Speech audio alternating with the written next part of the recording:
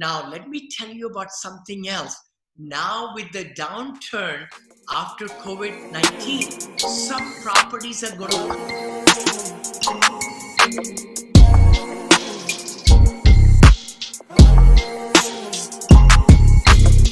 So I want to start by introducing Vinney, my friend Vinney. I am so excited to have you on this virtual Q&A. I think when I posted about it, everybody went crazy, and they are very anxious to ask you questions about syndications and investing, and any questions. So Vinney is a thought after multifamily syndication expert, and over the past 12 years, he's done more than 28 syndications. So, and you are in multifamily, now you are doing senior living, and you are in the property management, so you are everywhere. And he's also the author of Apartment Syndication Made Easy, a step-by-step guide. And now you are ready to launch your Spanish version of this book. So I am very honored that I was able to help you translate this Spanish version. So I read the book and it's amazing. So you guys, if you are curious about syndication, if you want to learn about it, go to Amazon. I think the Spanish version is already on Kindle in Amazon, or you can order a hard copy on Amazon of the English version.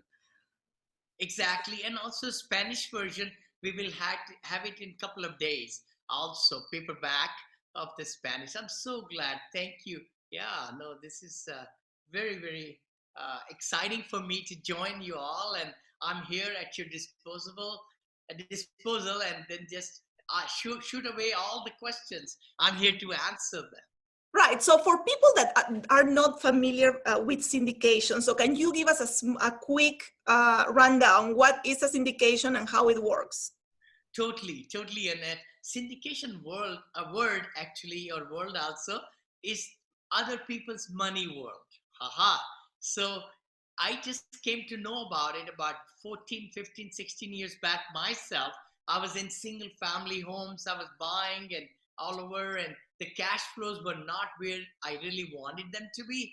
And if the stove went out, or garage and so forth, or boiler went out, there goes your cash flow. Or if the resident left, then there goes also now the lease money. You have to paint it again, all that, right? So many of us have been in that situation. So my wife and I said, okay, is there a better way? I became a broker in California. She said, you know so much about real estate. So she actually asked me to, and fortunately I studied a little bit, but then I passed it. I became a broker in first try. But then I said, I don't want to be in retail or residential. I want to be in, syndication. I mean, not syndication, but multifamily. I only could buy a little bit, right? My first apartment I bought was 14 units for $180,000. $180,000. That was in the crash of 2007. I'll let you know. So actually, this is perfect time as you are thinking about getting into apartments, into multifamily. That's where I got my beginning right there. I took that step, and now I have like over 4,100 units, 330 million. Look at that, from 180,000 to 330 million, and it's going to be $500 million before we go anywhere because of my other branches and multifamily and so on. But let's talk about syndication. It's other people's money pooling together to buy larger units. So like-minded people getting together in a legal structure where one person becomes the sponsor. We call it like the manager of the LLC, which buys the apartment complex, but we are able to find key principals. Key principals are the people who will sign on the loan, because bank is not going to give the loan on a multifamily unless the net worth is more than the loan amount.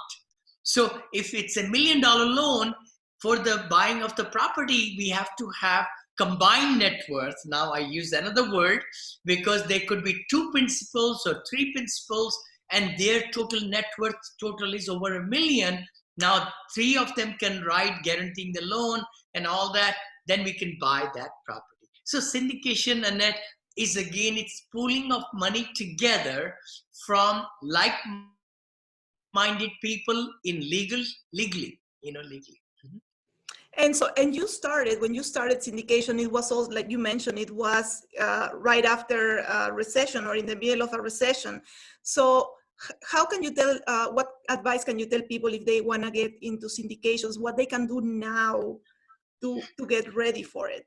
Wonderful, wonderful. Again, I always believe education is the main thing, and what you're doing is so great. The meetup groups and learning and seeing how to analyze a property, how to look for emerging markets. I got to learn, about emerging markets from my, I don't mind saying, Dave Lindahl, who has a great book. I would highly recommend everybody to really read that book. It's a tremendous book. When I picked it up 14 years back or so, I highlighted so many lines and this because it made sense to me that I want to choose the location. Location is the big thing.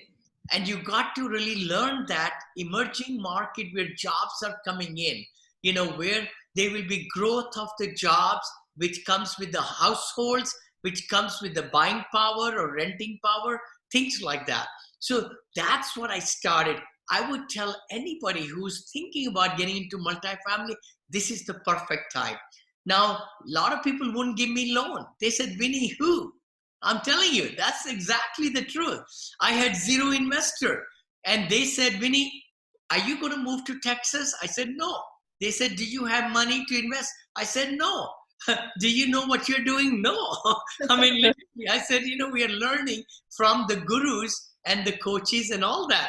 Anyway, but then I started from one investor and then he gave me 50,000, after about 20, 30 minutes. I said, oh my gosh, that's kind of cool. But I was always going back to when he asked me questions, do you know this? Do you know that? I gave him the right, sincere answer. No. But I do know multifamily is the better way because, all right.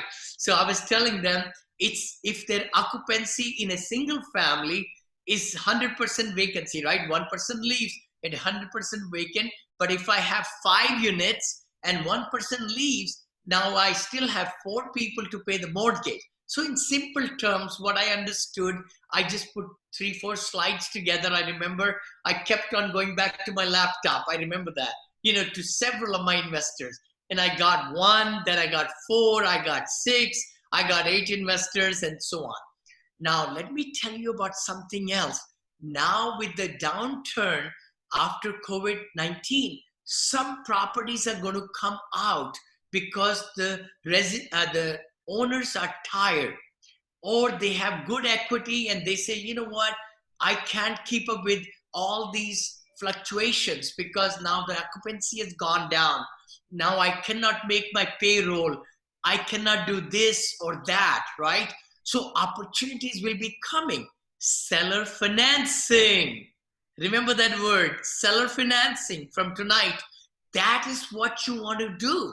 You find that property, maybe even where you are nearby. In my coaching class, which we just did 2 hours just before this seminar, one of my students, Elijah, shared with us a great site where they could take the pictures of the multifamily, 10 units, 12 units, and for very little money, the postcards are sent with his family picture and his handwritten note on this card. And they just sent so many out and people are calling him back. He's not asking them, would you sell your property or anything? He's just trying to get to know them. Holy cow, what a great approach. Not a salesy people sending all these letters, campaigns to get, I would like to buy your apartment complex, right? People say, okay, heck with you, throw that away, right? I've gotten that, so many of them in Texas market where I bought 24 properties. I bought 24 of them, syndicated properties. But the thing is, you got to have, so answering your question, what everybody should do is jump into it, and you will never look back and say that was a bad decision. I can promise you that. You could go for a fourplex, a sixplex, a eightplex, and you could do joint ventures. You could do TIC, tenants in common. You don't have to pay syndication fees cost because you're raising so little money like that. But go for multifamily. Go for multifamily. I agree. And that's why I decided to go into multifamily just with a duplex. Even a duplex, if one side is empty, at least you have the other rent. So that's the same concept that you're explaining, but in a larger scale, where like your vacancy, even if you have 2 or 3 units out of 100, then the vacancy is very low versus a single family. If the family is gone, they are gone. Yeah. And then you have no income. So true. So very true. And then again, the powerfulness is for you all to see who else in your Rolodex or in your influences, right? I call circles of influence. Who are the nearest to you are the family, right? Brother, sister, uncle, aunt, blood relations like that. And many of them have money in their retirement funds or in stock market. Stock market has been tumbling and this and that, very jittery. And then they might have savings plans and, self-direct, another way for sharing with them, educating them how they could invest with you. And you're learning this business where they would love to entrust you. That's what syndication is. As a sponsor, your friends are entrusting you to use their money, invest it into a deal where you will be able to manage the deal and bring profits. It could be real estate, could be a company, could be an idea. So syndication is what actually most of these companies do. All these companies on NASDAQ and everything, they are syndicating to bring money from investors for a cause to make profit. So I think this is the right time to jump into it and get into fourplex, eightplex, 12plex, whatever it is. Mine first was 14plex for 180,000, like I said. But we were working on some other deals in Texas that my next deal was 109 units. Wow. But we were working on it for 11 months. And the seller said, we don't want to take 20% down. We don't want 30% down. You guys have no experience whatsoever. I want 40% down. And we said, okay, Mr. Seller, we'll buy it. And then he said, promissory note, 6%, 7%, 8%, 9%, literally. So our attorney drafted it and they gave us that property. For 2.4 million we bought, sold it for 5 million, so it was a good buy and we sold it all. But then I do want to let you know, we bought 60 units, 64 units. It just happened to be, we jumped from 14 to 109, but then we, over the years, as you get more and more and more clout, you understand better, you manage them better, then your investors are getting quarterly returns. They want to bring more money and more money. So that has been the case with me in my company. Then we bought 28 syndications so far. Yeah. Excellent. And we did a mix of 29th and 30th in senior living. Yeah. Awesome. So for the people that are joining now, the question was, what can you do right now to get ready for a syndication, especially if we enter a recession or with the COVID-19, what can you do? And education, find emerging markets, look for seller financing, and jump in. Just start doing it. Yeah. All right, guys. So I'm going to open up for questions. There is a way to raise your hand so that you can let me know if you want to ask a question, or you can also write it on the chat. Chat. Yeah, chat. So I got one question here that was, can you ask what is the cost of a syndication, or what are the costs of a syndication? Wonderful. Very nice. Yeah, syndication, as you know, is the pooling of money and everything. So there are legal documents. That's what we call as cost of syndication. Otherwise, you could just form an LLC and do a joint venture or tenants in common where everybody's actively involved, things like that. But syndication world is where you have to register your security. It's the sale of a security in legal terms, but you can do exemption. So instead of doing regulation A, we call it, I'm just throwing these numbers in language out. Reg A takes long time, takes about a year and hundred of thousand, maybe 100,000, even more, to just put that together. Then there is regulation D, exemption D. It's the exemption D, which is 506B and 506C. I don't know how many of the investors are really familiar about it, but I would like to just kind of share with you what that means. That means it's the exemption where we don't have to register, but we follow along with pre-existing relationships with the investors. That's 506B, as in boy. It's family and friends exemption. That's another wording for it. Family and friends. So people you know, they trust you, you've talked to them, you've educated them, you've talked to them, substantiated over time, so that if you get a deal in the future, the word is future, you cannot show them, when you meet somebody first time, you cannot show them the deal that you have right now. You cannot. You have to really know them, understand them. They need to understand you. You have to educate them about what is the ROI, return on investment, how do they invest money, find out more about their risks involved, what they have done, things like that, right? You're becoming a friend, and they will only entrust you if they have it's the trust factor. See, it's trust, it's the transparency, your knowledge, your credibility that will get them to say, you know what, I like that person. Yeah, I want to do business with them. I would love to invest my 50,000 or 100 or 200,000, but I want to make sure my money is not lost. So that's why we do syndication packet. Now, what is a syndication packet? It's legal document of private placement memorandum, PPM. In short, it's 65 pages long document, legal document, spelling out all the risks involved in investing in a syndication, that they could lose their money and they could do this and that, how they will be paid. All those things are in that PPM.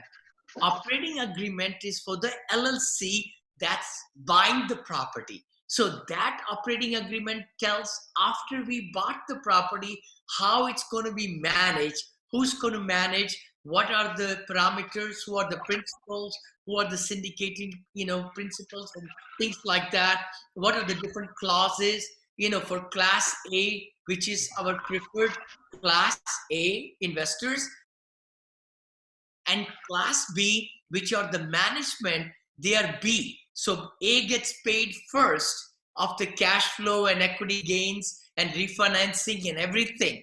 That's Class A. But B, the managers who are on the loan, who are the sponsors, they get paid the last, second, I should say. So that is now the PPM. That's the syndication cost, comes from design from an attorney, SEC attorney. Not a real estate attorney can make PPMs or private placement offerings. And then the subscription agreement is the third document. So it's PPM, private placement memorandum, it's the operating agreement, and the third document is subscription agreement. That is the legal document which has to be filled by every investor, and with their own handwriting, or filling out, DocuSign, and filling out information, who they are they accredited or sophisticated or none? Okay. What accredited investors, many of you probably already know, they are the ones who have $1 million net worth, not including their primary residence valuation. The other choice is they could be making 200,000 as a single member in the family, or 300,000 as dual, companion or husband wife. for the last 2 years and presently also. So that's accredited investors. So in our 506 exemption, you can have as many accredited investors as you wish in one offering, but sophisticated investors up to 35. Up to 35 is the number SEC gives. Now, who are the sophisticated investors? They are not accredited. They don't make 200 or 300. They don't have that net worth or, net worth, $1 million, but they have sophistication in making a decision. They have gone through some seminars. They've been investing in stock market or mutual funds, or they understand the risks involved in investing. So they are the. Can I see it on your laptop tomorrow then? Huh? Alrighty. So let's go to, so what's the cost? Aha, I didn't talk about the cost. I just kind of explained, what these are, the different three pieces that the SEC attorney is going to make. So, the cost ranges from $7,500 to $25,000. Oh, Vinney, wow. That's a lot. You're right. But the thing is, you can pretty much get for smaller rates any, SEC attorney in the 75 to 10,000, I would say. But if you do higher, because there is more risk and all that, they will be higher. But usually that's the cost. But let me ask you a question. I would love to say to you, I have done 28 syndications, not paid a dime to my own pocket for the legal fee, legal cost, because we raise money. OPM, remember that's what we were talking about. OPM, like my book says, syndication, apartment syndication made easy, is because you are able to raise the money from the investors for the legal cost, closing cost, earnest money. No, earnest money you have to pay upfront, but you get the down payment. Raise that also from the investors, and loan fee, acquisition fee, utility deposits. I'm just throwing out all these things. Some make sense to some of you, probably some doesn't, but those are some of the things you will need to raise: capex budget, insurance money, all those things. All right. So we have question, but long answer. we have one a question that is: can you raise 100% of the acquisition cost on a syndicate, paying totally. cash, not using loans? Oh no, totally, 100%, totally. You can raise all the money. Actually, we do that. We do that because you can actually look at the deals if they're really making sense. You got to analyze the deal really nicely. Underwriting is the word we call it, underwriting, which is a very sophisticated underwriting, going from the seller's numbers, actual numbers. I want to say that actual numbers, no pro forma, no nothing, no operating memorandum from the broker. You got to look at their real P&L with the 3-month trailing, 6-month trailing, 12-month trailing. You got to have those. You put it into your underwriting, and then you look at your own taxation. So that number is going to change because the mill rate from the assessor's office, and you find out what the tax will be at your purchase price. Insurance, you need to have commercial insurance. That quote needs to come. Property management company, how much they will be charging, that will be needed. But you are able to actually raise all the money you need. Yep, all the money. All right. So we have Mike Dixon. You are next. I just unmuted you. Hi, Mike. Yeah, please shoot at me. Hello, how are you? I'm doing good. How are you? I'm doing all right. I had a question on how do you go about finding the people to do the syndications with? Because I only have 2 rental properties as of right now, and they're single families. But what I've kind of ran into so far is a lot of the realtors and like wholesalers and stuff they seem, to me, in my experience so far, they kind of seem like they're trying to like be a little bit shady with a lot of the deals. So like how exactly do I go about finding people to invest in multifamily and stuff like Okay, that? good point. No, very good question. I think that's tremendous. What you're asking is how do you really find the investors, right? From what I heard, Mike, also shady deals. I think you said wholesalers and all that. So, and or the brokers. You said realtors actually. Brokers or associates of the multifamily. You will find fourplex, duplex, triplex, fiveplex, even in the realtor.com, definitely, or Redfin and things like that. You will find them smaller number of units also on LoopNet, even though many times LoopNet doesn't have best of the best properties, but sometimes, who knows, you could find them. Craigslist, oh my gosh, you could even just put down, multifamily for sale by owner, on Craigslist, and you might find apartments on sale. I'm just giving you all these ideas. CoStar is a service that bought LoopNet, as you know, and it's pretty expensive. So we don't, really need that. But the thing is, you got to start building relationships. That's where I'm going right there.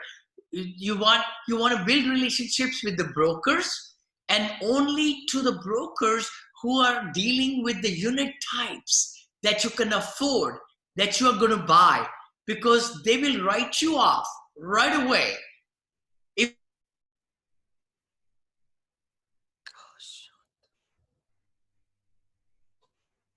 if you are just not. I'm looking for C-class assets, which have got a value add function to it, and blah, blah, blah, with a cap rate of this or cash on cash of this. So those are some terminology you got to learn. Okay, you got to really invest your time in learning and understanding, and have a confident pitch. We call it, elevator pitch. I call it for investors, elevator pitch for brokers, that we teach in our academy and things like that. But the key thing is you got to put your best foot forward. They will write you off like crazy. And when you said shady, I don't know what you mean by that. But again, the brokers, sometimes I see emails, you say, I'm a wholesaler, but you got to pay me 3% commission. They're not even brokers, but they say a referral fee and all that. Maybe you're talking about that, but you got to kind of sift through those things. Now, the other thing you might have asked me also is, Vinney, how do I find a partner? Maybe, I don't know, I heard that. So you got to find somebody in your close circuit who is also passionate about commercial real estate investing. And then you become a partner, not in a LLC. I don't do that anymore. I did it. I repenting it. I repented it before.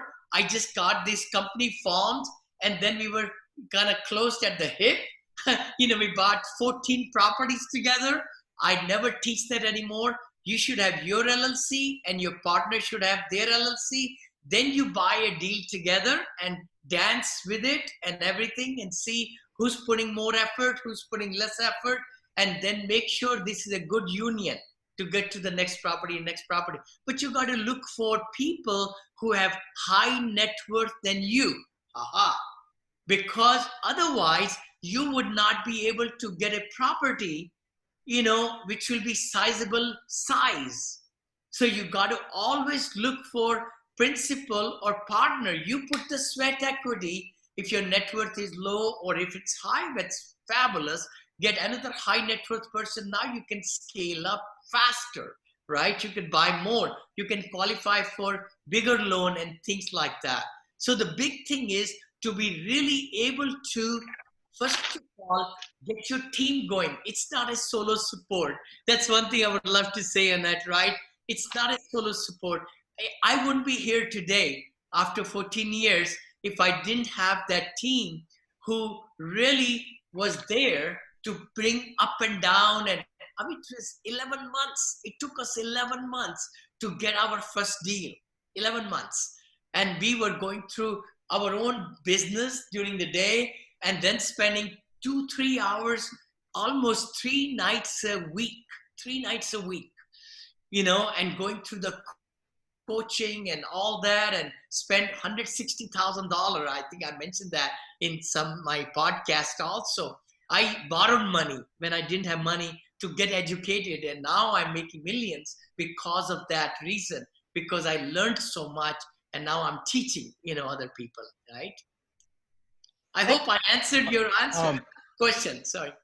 Go ahead, Mike.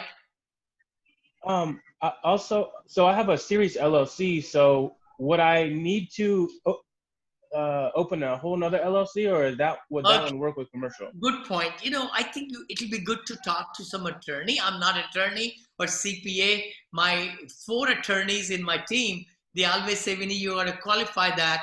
I know we just had a CPA come to and even SEC attorney come to my coaching class, mastermind class, and he talked about series LLC. Many times people are doing these series LLCs to save money, but you could form an LLC for $49 or $200, Wyoming LLC and things like that. So I think the biggest thing is you need each and every LLC not to flow, not to flow the lawsuit from one to the next.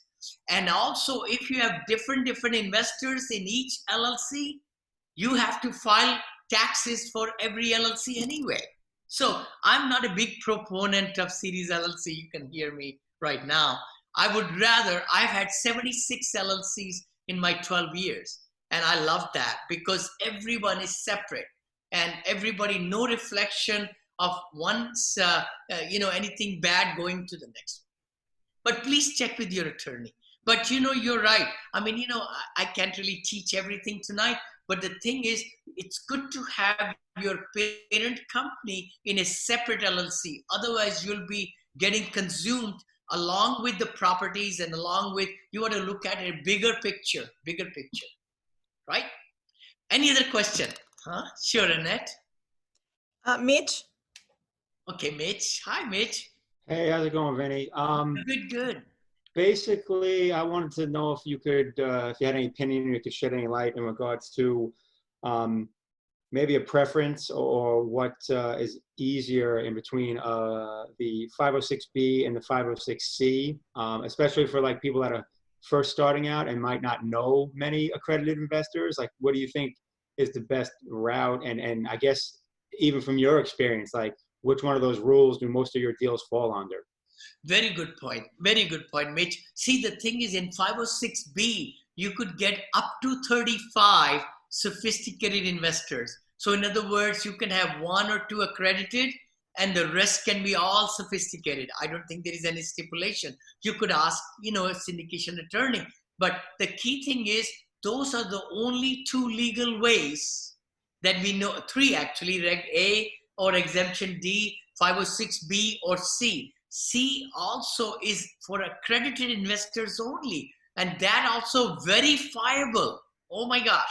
Now it's even bigger term, verifiable accredited investors. Nobody can just tell you, my net worth is $1 million. You say, oh, sorry, this is 506C.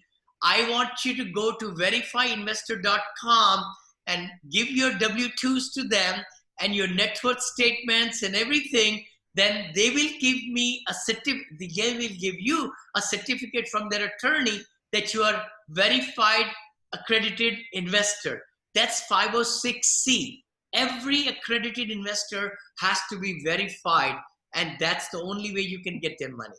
But in 506B, and majority of, I think 90% of the deals that happen, which they happen 506B.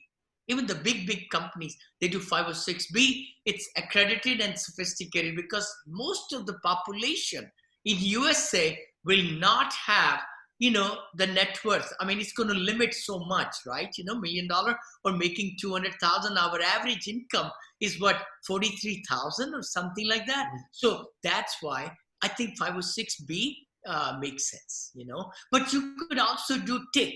Now, TIC is, again, I'm not an attorney or like that, but tenants in common, it's active participation.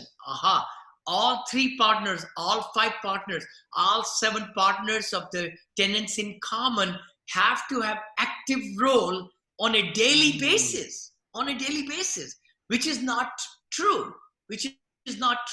So it's very difficult to have a syndication with TIC, Makes sense. Makes sense. Thank you. Thank you. Thank you. Sure. What other questions, Annette? Yeah. Okay, let me see if I have another hand raised. Anybody wants to go for the next question? Yeah, please. I'm all there. Oh, yeah, please. Tony, go ahead, Tony. Sure, Tony. Oh, it's muted out. Yeah. Oh, there. Can you all hear me? Uh-huh. Yes. First of all, I want to tell you, thank you, Annette. This is my first time here, and thank you, Vinney. I really appreciate that. If this is a very, simple question, I apologize. But I'm trying to figure all the information that I'm reading, and I've been reading about syndication, and I've been trying to just really educate myself. But here's what I did. I basically took a leap of faith, and I went, and I had the choice of buying a single-family home for myself, my primary residence, or a multifamily. And what I did was I did not do a lot of research. I kind of just said, let me go ahead and attack. And I bought in Sweetwater, Florida by FIU. I bought it's legally a duplex, but it has a in-law quarters in the back and another unit. So basically it's 4 units. I'm living in one. So I guess that's called house hacking, right? I immediately rented the other one. I got the third one rented in the back, and I'm working on the fourth little unit there. Bottom line is it's already paying its mortgage, and it's giving me positive $2,000 a month. So I've done this, and I'm really excited because maybe I could have done a little bit more research. I could have, done smarter decisions, but I said, hey, I'm 45 years old. Let me just jump in here, right? I did this, and I've been here a year, and it's really working out well. And I see the value in it. But now I'm kind of stuck as into what's my next move. I've heard refinance and take out equity and buy. I've heard get into another, let's say, quadplex or something, and I could, after a year that I've been here, I could make that my primary residence. I've heard a lot of different stories, but the truth of the matter is I've been here for a year and I'm kind of stuck, and I don't know what my next move is. My income is about $330,000 a year of a full-time, a W-2 employee. And so I do have some liquidity, but I don't have a high net worth. Pretty much everything that I've had, I've dumped it into here to build it out and stuff like that. So I'm just curious, yourself or anybody else, could just tell me at least what, if you were in my position, what would be your exact next move? Very good. Tony, congratulations. I think you took that big step. That is amazing. You got into multifamily, and not single family home, which is what I teach and preach every day, is to get a duplex, triplex, fourplex, never buy single family, Again, sorry to cut you off, Vinney, but just to be a testimony to what you're saying, with the 3 people that I have rented in this unit, right? With this COVID-19, it actually played out perfectly because I had somebody come knock on my door and say, I haven't worked for about 2-3 weeks. I'm not going to be able to pay your rent. I'm a good tenant, but I just can't. And I had the other person pay. So I'm able to stay afloat because I have more than one door. Yes. So it actually worked out perfectly, like you guys have said already. So true. And I would love to mention the property we bought in Melbourne, near to Orlando. We have collected, I think, 87% rent at the Melbourne property that we purchased for $35 million in December. And our other property, $52 million one in Orlando, 324 units. We are right at about, I think, close to 79% or something. And it's going to be like in the 15th or 17th when people get paid more. We are, meeting with because we are vertically integrated. We manage all our assets. So all 28 properties we have bought in the last 10, 12 years, we've been managing them also ourselves. So that is where, no, I'm so glad, Tony, you mentioned that. Let's go back to your question. That's exciting, that you got into multifamily. But now, since this whole, not telling us how much you paid or like that, because you are increased the NOI, net operating income. Maybe the seller was not even looking at it that way, right? They were not looking at, okay, this is the income, these are the expenses. now your whole property is worth a lot more. I'm telling you.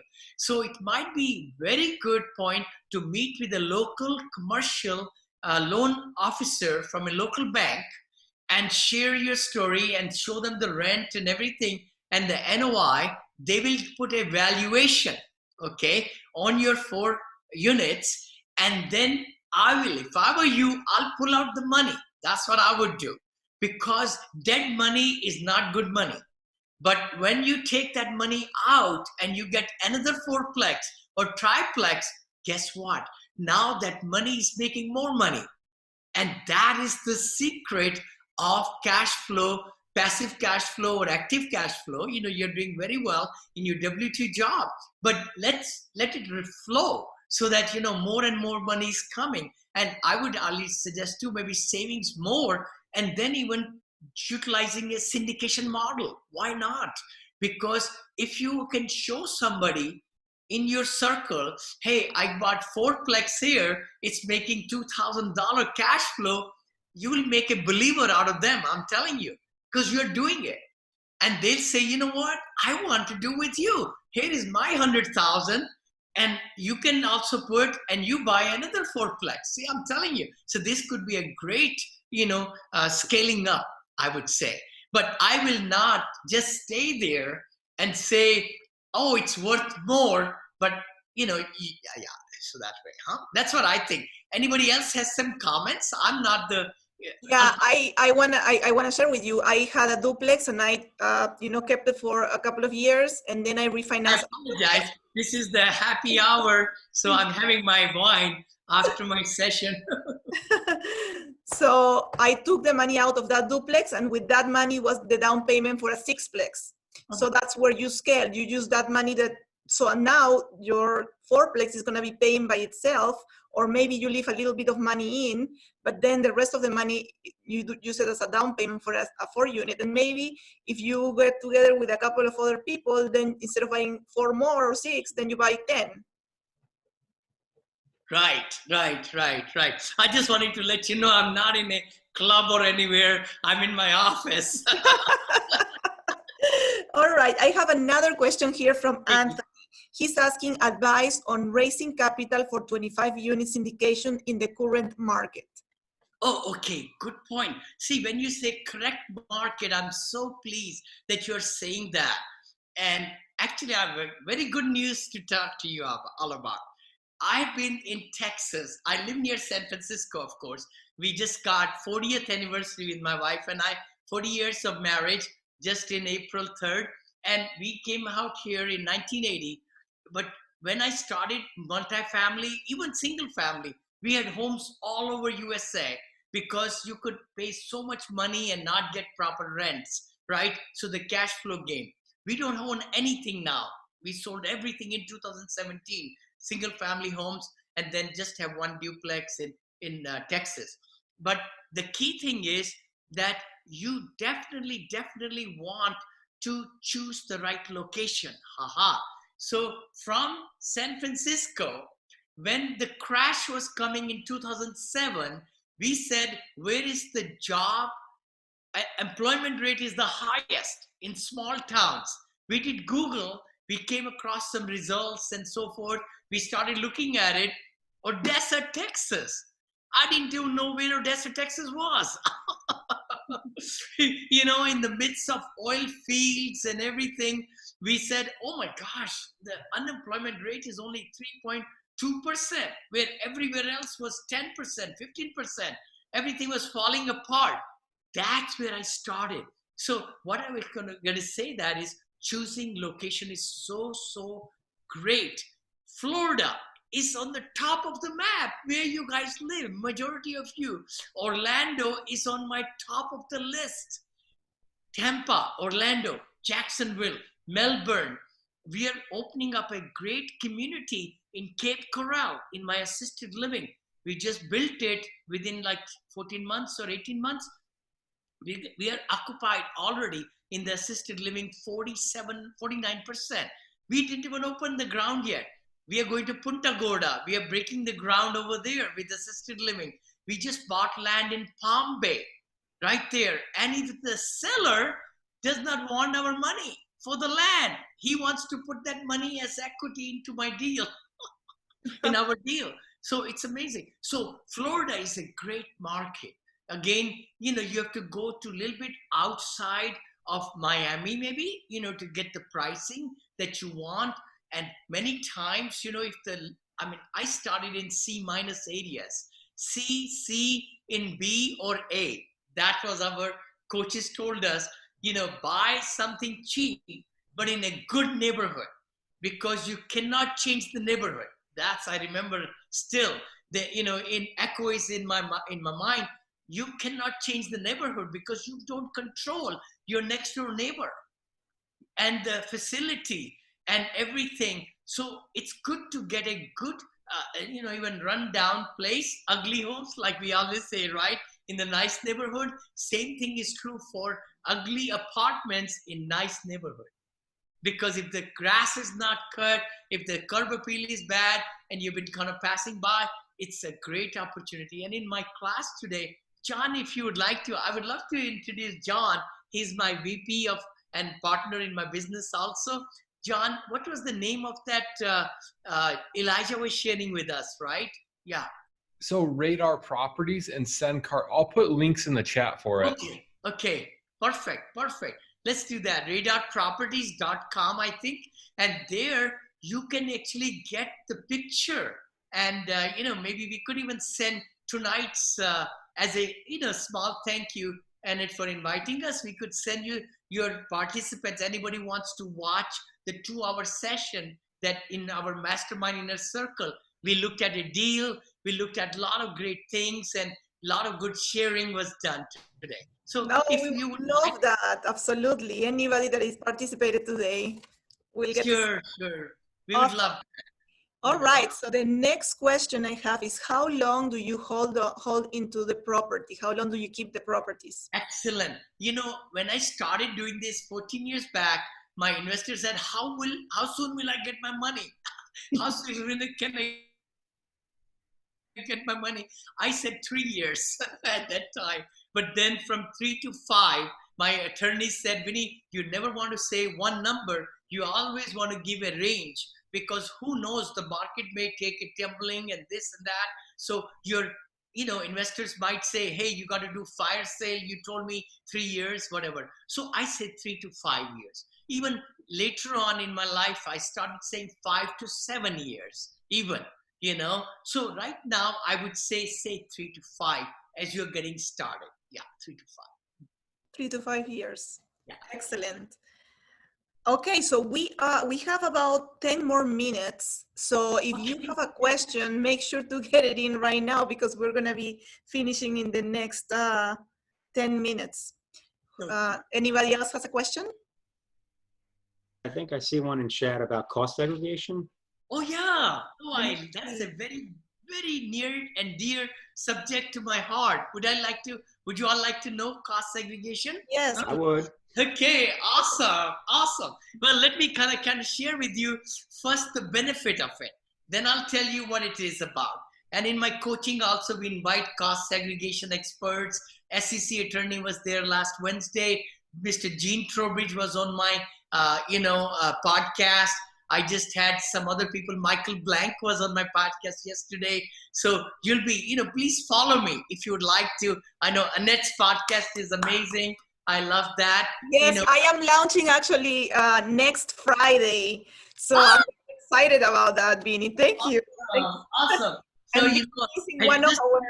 if anybody would like, this is my, of course, the book, which is Annette is talking about Spanish version. I do a sequence to that, just questions, answers that my co-host asks. So if you'd like to, subscribe to Apartments Syndication Made Easy, Vinney Chopra, which is the sequel to my book also. So, if you like Spanish or Indian version, no, English version, and also audio and Kindle. But let's talk about, the thing is, cost segregation, just to give you an effect of it, somebody who gave me $500,000, by the way, I have some investors who pay me now $500,000 to invest into, not pay me, but invest with me. They got $319,000 minus on their K1. What? I mean, if they are active real estate professional, their active income is the same as passive income. They paid me $500,000 in December, and I just gave them a K1 last week for minus $319,000. That they can take their all the active income, passive incomes, and put that minus 319, and now they maybe don't owe any taxes. Oh my gosh. Or whatever they cannot use, they can accumulate again and again and again. Let me tell you why and how that happened. Okay. That's what it's about, which is called depreciation. Depreciation is a paper loss. It's not operational. The operation of the property is making money, rental income coming in, utilities deposits coming in, other income, laundry income, that's all above the line, right? Rental income. Then the expenses go out, the repair and maintenance, tax, insurance costs, right? Property management fee, payroll from the, and marketing costs, all those things. Maybe I'm missing one or so. But anyway, that's your NOI now, right? Net operating income. But when you do the taxes, CPA does the tax, the government of USA and maybe across the world, they give a line item says depreciation. They say that your property, if you paid $1 million, maybe 20% of that is land, which is $80,000, let's say is the land. 20% of that is 200,000. Sorry. So 800,000 is the apartment complex, the real property, and you can take 27 and a half year when its value goes to zero. So for example, I just took $1 million. Let's say $10 million now. 10 million, about 20% is the land. So 2 million is out. Land never depreciates. Land is going to be worth the same, hopefully even more if the side, the neighborhood improves and everything, land value will go up, right? But you can depreciate the land. Cost segregation, which Mitch, you asked us, cost segregation means it's the depreciation amount, accumulated depreciation we call it, where we hire a CPA firm. They specialize in cost segregation. They take the whole 8 million, which we could have taken 27.5 division straight line depreciation. They say certain appliances and countertops and the things in the workshop or the leasing office and all the apparatus and all these capex items are depreciable this year, first year of operation. You could write off all this bonus depreciation, they call it. President Trump made it really attractive for the owners like us, where you could cost segregate and write off a lot of amount. Instead of doing straight line, out of that 35 million, we were able to write off 7.2 million, I think. In December, we bought it on 10th of December. Our investors got such legal benefit of that cost segregation. So there are certain parts that are 5 years, some are 7.5 year depreciation, some are 15-year depreciation, and some are 27.5 year depreciation. So they charge you $4,000, $5,000, $6,000 CPA firm. They cost segregate it, and then we give that to our CPA, and they put it in the taxes. And because the LLC that purchases the property is a pass-through entity, we never pay taxes at the LLC level that owns the real estate, but we pass it to our investors, Class A, and we are Class B. So we put all the negative numbers and everything through K1, right? K1 is given out to the investors and to our management companies. So I hope that was longer answer, but the exciting part is that you can really make it a big difference for the investors, especially even if they are doctors, attorneys, W2 job. they could be having passive income coming from other avenues. So they could take loss from multifamily, from your property, and bat it against others. If they don't have any other passive income, they can accumulate till eternity, till death. Actually, they can keep on accumulating. And when we sell the property, we have to recapture the long lot of depreciation that we took. See, the more depreciation you take, you lower the basis, it's called. Lower the basis. So when we sell the property, equity gain is going to be larger amount. So there will be more equity gain. But the exciting part is that the passive investors can keep on accumulating this non-passive. It's the no, what is it called? Okay, accumulated passive losses. That's the word. Accumulated passive losses. And when we sell the property, that big gain can offset that also. Long answer, but that's where the exciting part is, to really teach our investors, hey, you could invest with, self-directed STIRAs, self-directed checkbook, we call it, or, QRP, qualified retirement plans, or 401k, so that they are not just thinking about, I don't have cash in the bank, but they can be investing from self-directed retirement plans into your deals. Yeah. Absolutely. And with the new stimulus, they could be investing with their 401k, because they are people that are affected are allowed to take Yes. money out of their 401k without penalty. So that's Yes. another opportunity to get investors to invest. Exactly. So right, Annette. And this is the right time, guys. I hope everybody listening, or even afterwards, will be probably over there on the Facebook Live, that, and we'll channel it into our circle also, because this is the perfect time. That's when I started about 10, 12 years back. And, like I mentioned, many of you are joined towards the end, or in the middle like that. I started from $180,000, 14 units. And I talk about in my book also about $52 million deal that I was ready to close last year. And I closed it in Orlando. And many of you are right here from Florida, Orlando. And that has been money maker like crazy. We paid dividends. Even with COVID, we didn't want to keep the dividends for the Q1. We just sent out so much money last week to our investors of Orlando and the Melbourne property, and they were very happy to get so much money, and so forth. So I think this is the perfect time. Lot more opportunities will be coming to you. Only those who will be learning the business kind of thing and digging right into it will be the beneficiary. You'll be able to start and so forth. Yeah. Any other questions? Yeah. Well, before we are going to allow one more question, because we're right on the time, but I just wanted to tell everybody, I read Vinney's book, and it's excellent, and it gives you a really a rundown on everything. It's like, from A to Z, if you want to learn about syndication and all the details about the regulations, legally, and how to raise money, how to present it to the investors. It has everything. And you can get it. I was looking right now at the Amazon. You can get the Kindle version for 99 cents right now, or the hard copy for $11. So, take advantage of that and get that book. And if you want it in Spanish, you can also get the Spanish version right now on Amazon, the Kindle version, and then the hard copy is coming in a few days, right? Yep, that's right.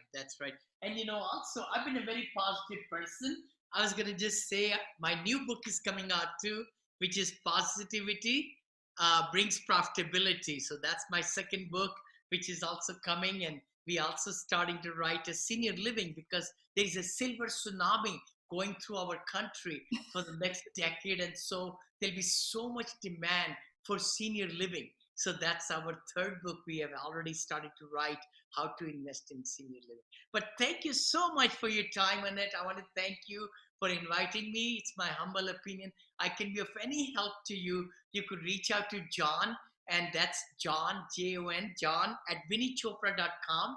And that's my website also, VinneyChopra.com, where you could see my podcast, my views, and my blogs and things. Annette has done a fabulous job in her circle, and you can already reach her to reach me, you know. Yes, absolutely. Thank you, Vinney, for coming to this Q&A and giving us so much information. I think people now are going to be going crazy in their heads, and they're going to be wanting more information. So, you know, what you were saying, educate yourself, start reaching out to friends and family, and explain, you know, to raise money with them, and look for emerging markets with low unemployment, and just jump into it. Correct? That's what we need to be doing right now. Thank you, guys. I will be posting on the group my email if you want to get the recording of the call that Vinney yesterday's, right? Oh no, Yeah. this days. Oh, No, today, earlier today. Yes. Earlier today. We'll send that link to y'all. Sure. All right. Thank you so much, everybody. And I will see you next week on Tuesday. We have our virtual meetup, and we're going to have our own Mitch talking to us. So everybody, don't forget the 21st. I think it's at 8 p.m. I don't remember. I will post on the group. Thank you, everybody. Thank you, Vinney and John. Thank you. God bless you all.